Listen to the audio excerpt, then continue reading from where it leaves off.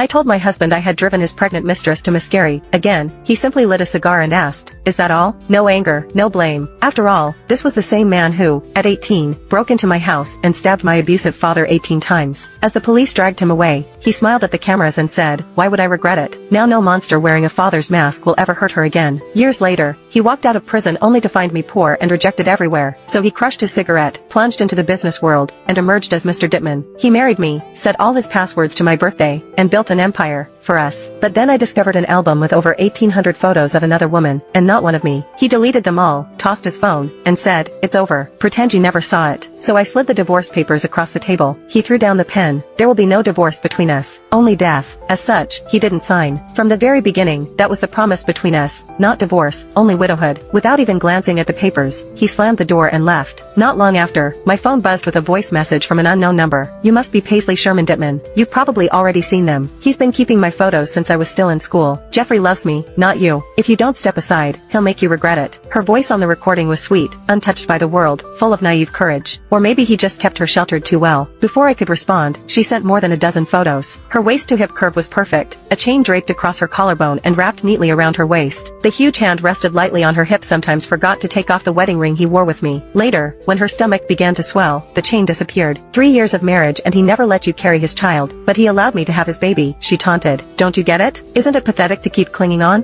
I'm telling you now, if you don't give up your place, I'll move right into your home. Then you'll see whether Jeffrey stands with you or with me. When he came home, the chat records were still open on the screen, the floor littered with the shattered porcelain vase I had smashed. Yet, he only lifted a brow and asked, "Nothing you'd like to explain?" My ragged breathing mixed with the heavy smell of his cigar. He gave a soft laugh, blowing out a smoke ring. "She's just a kid. Why bother arguing with her?" His tone was light, almost careless, as though all the blood and fire he waded through to rise in the business world had been for her, not for me. "Yes, she really is just a kid," I said and tossed a hospital record onto the table. Upon seeing it, he froze, then sat upright instantly. "She had a miscarriage," I said lightly, "so I helped teach her what it means to be human." Paisley, his hands clamped down on my shoulders so hard I thought my bones might break. My back also hit the wall, but I only curved my lips, enjoying the sight of his bloodshot eyes. In this lifetime, I had only seen him like this twice. First was in our last year of high school, when he saw my father drag me half-dressed by the hair into the street, ready to drown me in the river. That night, he stabbed my father 18 times. And now, because this girl had lost his child, his grip tightened as he demanded an answer for my cruelty. "How rare," I whispered with a smile, "to finally see Mr. Dittman lose his composure." I laughed without a hint of remorse. "You're a woman yourself. How could you do something like that to her?" he shouted. "You said it yourself. There will be no divorce going on between us, only widowhood." I leaned in close and continued, "So, Mr. Dittman, if you won't kill me, then I'll have to kill the two of you." Just then, blood dripped onto the floor, and only then did he notice the cut on my hand from when I was smashing